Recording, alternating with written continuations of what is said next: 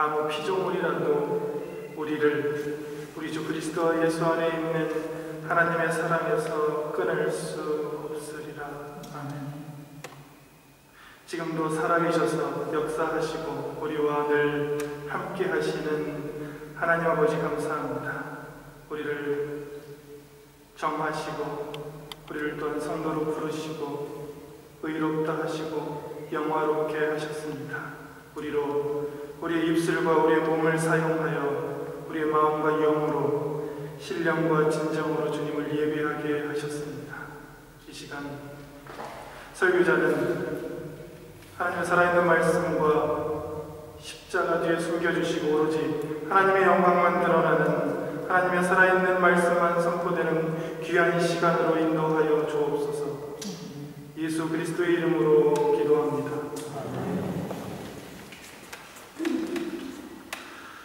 몇 해 전에 시리아라는 나라의 바울 낭마 교회에 갔었습니다. 바울 낭마 기념교회라는 것은 말 그대로 바울이 말 위에서 떨어지고 그가 다메섹에 가서 회심함을 기념하는 교회입니다. 그 교회는 지금의 시리아의 수도인 다마스커스, 성경의 이름 다메섹 가기 10여 킬로 전에 있습니다. 그곳에서 사도행전 9장에 자세히 묘사된 사울이 바울로 변하는 회심 사건의 시작점이 있습니다. 그는 말 위에서 예수님을 처음 만납니다. 그리고 그의 눈이 어두워집니다. 그리고 말 위에서 떨어지고 며칠간 앞을 보지 못하고 식음을 전폐합니다. 그 기념교회에서 제가 가장 궁금했던 것은 바로 이것입니다. 바울은 예수님의 제자들과 달리 예수님을 본 적이 없습니다. 그는 예수님의 십자가 그리고 부활, 승천 이후에 부르심을 받았습니다. 그런데 어떻게 그가 예수님의 제자들보다 더욱더 열심히 더욱더 자신의 생을 다 바쳐서 복음에 정진했는가? 어떻게 그가 예수님을 직접 목도하고 예수님의 가르침을 받았던 제자들보다 더 크게 하나님의 일에 쓰였는가가 궁금했습니다. 그는 자신이 성령의 감동으로 쓴 신약성서, 서신서에서 여러 번 자신의 구원의 확신과 죄사함의 확신 그리고 승리의 확신을 드러냅니다. 그는 어떤 주님의 제자들보다도 믿음의 확신이 있었습니다. 그는 직접 주님을 보지는 못했지만 그는 영적으로 주님을 만나고 거듭나고 누구보다도 큰 믿음의 확신과 구원의 확신이 그에게 있었습니다. 디모데후서 1장 12절입니다. 내가 믿는 자를 내가 알고 또한 내가 의탁한 것을 그가 그날까지 지키실 것을 내가 확신하노라. 오늘 본문 8장 38절을 보십시오. 오늘 본문 로마서 8장 38절에는 내가 확신하노니 사망이나 생명이나 이 세상 어떤 피조물이라도 우리 주 예수 그리스도 안에 있는 하나님의 사랑에서 끊을 수 없다고 그는 확신에 차서 말씀합니다. 바울이 차디찬 지하 감옥에 있을 때라도 로마 사람들에게 붙들려 있을 때라도 그는 옥문이 터져나가라고 찬양합니다. 그는 오히려 교회를 걱정하고 교회에 감사와 기쁨의 서신을 보냈습니다. 그것은 그가 믿음의 확신, 하나님이 함께 하신다는 구원의 확신이 있었기 때문입니다. 그리스도인은 누구나 이러한 믿음의 확신, 구원의 확신, 죄사함의 확신이 있어야만 합니다. 저희가 금요 기도회로 모이는데 금요 기도회 때마다 마가복음을 한 장씩 묵상합니다. 벌써 7장을 묵상했습니다. 복음서를 읽다 보면 예수님께서 제자들에게 가장 안타깝게 생각하는 부분이 바로 이 부분입니다. 확신이 없는 믿음, 흔들리는 믿음. 예수께서 한 것은 물 위로 걸어오실 때에 베드로도 믿음으로 물 위에 발걸음을 내딛습니다. 그러나 이내 그는 거친 풍랑과 바람을 보고 마음속에 의심하는 마음이 듭니다. 그는 그리고 물에 빠집니다. 예수께서 베드로에게 이렇게 말했습니다. 왜 의심하였느냐? 왜 의심하였느냐? 믿음이 적은 자여. 예수님은 우리에게 그리고 제자들에게 믿음이 흔들리는 것을, 확신이 없는 믿음을 가장 안타깝게 생각했습니다. 그리스도인들의 마음에는 의심이 아니라, 흔들리는 마음이 아니라 믿음의 확신이 있어야만 합니다. 종종 예수 그리스도의 십자가의 은혜로 구원받았습니까? 이렇게 물어보면 사람들이 머리를 극적이며 제가 믿는 것 같은데 확실히 받았는지 잘 모르겠다는 사람들이 종종 있습니다. 그러나 그것은 성경의 교훈을 깨닫지 못하기 때문에 일어나는 일입니다. 성경은 우리에게 오늘 확실하게 그리고 분명하게 말합니다. 내가 만일 내 입으로 예수를 주로 시인하며 또 하나님께서 그를 죽은 자 가운데서 살리신 것을 내 마음에 믿으면 구원을 받으리라. 사람이 마음으로 믿어 의에 이르고 입으로 시인하여 구원에 이르느니라. 성경은 확실히 말합니다. 그리고 두 가지가 중요하다 말합니다. 하나는 우리의 입으로, 우리의 삶으로 예수를 주님이라 증언하는 것, 그리고 마음에 부활하신 예수 그리스도를 영접하는 것.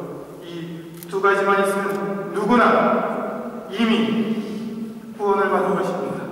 누구나 이미 하나님의 큰 선물을 받았습니다. 그리고 예수 그리스도께서 직접 요한복음 5장에서 이렇게 말씀하셨습니다. 진실로 진실로 너에게 이르노니 내 말을 듣고 또 나를 보내신 이를 믿는 자는 영생을 얻었고 사망에서 이미 생명으로 옮겼느니라. 주의 말씀을 믿고 주의 말씀을 마음에 받아들이는 자는 이미 구원을 받았습니다. 이미 그에게는 더 이상 사망이나 죽음이 없습니다. 성경에서 구원을 받는다는 것은 거듭난다는 것을 의미합니다. 중생, 다시 태어남, 거듭남. 지금까지의 삶과 완전히 단절하고 오로지 예수 그리스도로 다시 태어나는 것, 그것을 성경은 구원이라고 합니다.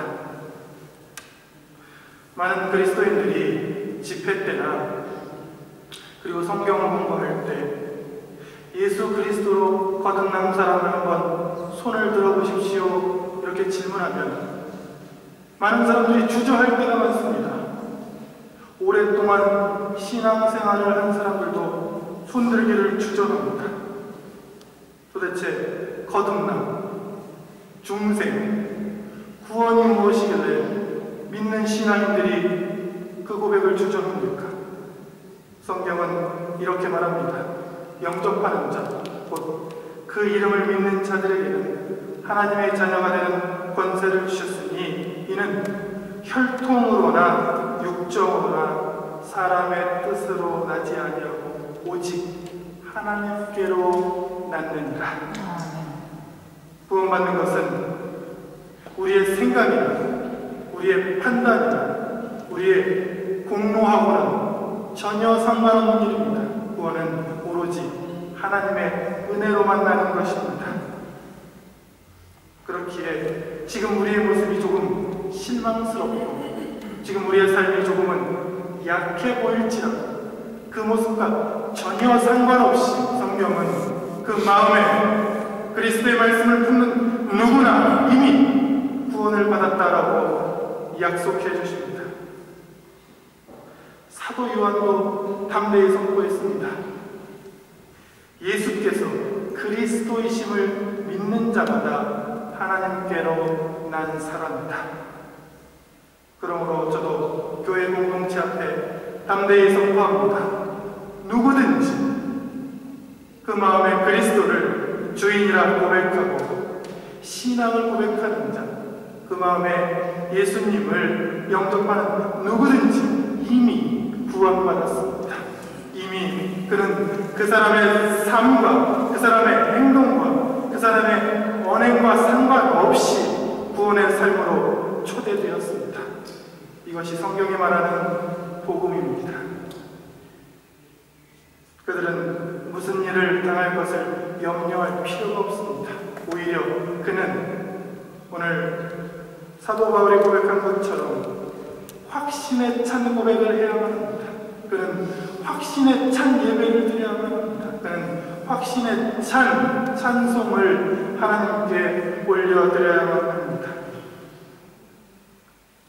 이러한 구원의 확신이, 하나님의 자녀가 된 확신이, 그리고 그 확신을 가지고 주님 주신 삶을 애써 살아내는 다짐이 넘치는 우리 중앙의 공동체가 되시기를 예수 그리스도 이름으로 축원합니다. 흔히들 사탄의 4가지 속삭임이라는 이야기가 있습니다. 그것은 이렇습니다. 사탄은 늘 우리의 귓가에 이렇게 달콤하게 속삭입니다. 다른 사람도 다 하는데 너도 해도 괜찮아. 두 번째는 이것은 작은 거니까 좀 죄를 지어도 괜찮아. 그렇게 양심의 가책을 받을 필요가 없어. 아무도 보지 않으니까 괜찮아. 혹은 아직 시간이 많으니까 신앙생활은 나중에 열심히 해도 돼. 그리고 또 많은 것들이 우리를 낙심시키고 불안하게 하고 죄의식 속에 빠지게 합니다. 실제로 우리를 낙심시키는 것, 우리를 실망시키는 것, 우리의 자존감을 낮추는 것들은 큰 것이 아닙니다. 생활 속에서 아주 작은 것들이 우리를 괴롭히고 우리를 끝없이 추락하게 하고 우리를 끝없이 낙심하게 만듭니다. 어떤 신앙인들은 믿기는 믿으나 과거의 자신의 모습 때문에 혹은 현재의 실망스러운 자신의 모습 때문에 불안감과 낙심과 죄책감을 떨쳐버리지 못할 때도 있습니다. 그러나 성경은 다시 한번 단호하게 말합니다. 만일 우리가 우리 죄를 고백하면 그는 미쁘시고 의로우사 우리 죄를 사하시며 우리를 모든 불의에서 깨끗하게 하실 것이다. 하나님은 늘 이렇게 우리에게 신실한 약속을 주는 분이십니다. 누구든지 예배에 참여하고 누구든지 자신의 죄를 고백하기만 하면 그는 미쁘시다. 그는 믿을만 하시다. 그는 늘 신실한 분이시다. 그는 자신의 약속을 어기시는 법이 없습니다. 그는 늘 우리에게 확신을 주시고 용서를 해주시는 분으로 등장합니다. 이 약속은 우리가 고백할 때마다 우리의 죄를 사해 주시고 우리의 정결하지 못한 모든 것을 값없이 공로 없이 십자가의 보혈로 씻겨주신다는 복음의 약속입니다. 늘 말씀드리지만 완벽한 사람은 없습니다. 죄를 짓지 않는 사람도 없습니다. 죄가 없는 사람도 당연히 없습니다. 사람이 하나님 앞에 설 때 누구나 죄인입니다. 그러나 그리스도의 십자가의 공로를 통한 죄 사함, 누구든지 예수 그리스도를 믿고 중심으로 주 앞에 회개할 때 얻어지는 용서, 이것이 기독교의 복음입니다. 이것이 바로 성경의 핵심입니다. 그렇게 복음을 굿뉴스, 독일어로는 굿 나하리시튼이라고 하는 것입니다. 좋은 소식, 기쁜 소식, 듣기만 해도 감사와 찬송이 넘치는 이야기입니다. 하나님께서 친히 말씀하십니다. 히브리서 10장에 그들의 죄와 그들의 불법을 내가 다시 기억하지 아니하리라. 시편에는 동쪽이 서쪽에서 먼 것 같이 우리의 죄가를 우리에게서 옮겨난다. 하나님은 우리의 연약함, 우리의 죄인됨을 미리 아시고 우리의 죄를 다시는 기억하지 아니하시고 우리의 죄를 늘 하나님이 없는 곳, 죄인 곳으로 옮기시는 분이십니다. 마틴 루터가 처음에는 기독교 목사가 아니라 천주교의 사제였습니다. 그는 신부님이었습니다. 그가 수도원에서 죄에 대해 묵상하고 있는데 한때 환상으로 사탄이 그에게 다가옵니다. 그리고 두루마리를 펼칩니다. 그 두루마리에 이 루터가 어렸을 때부터 지금까지 지은 죄들이 기록되어 있습니다. 근데 그 두루마리가 끝도 없이 펼쳐집니다. 너무나도 지은 죄가 많습니다. 그리고 루터는 이내 낙심합니다. 그때 사탄이 말합니다. 네가 지은 죄가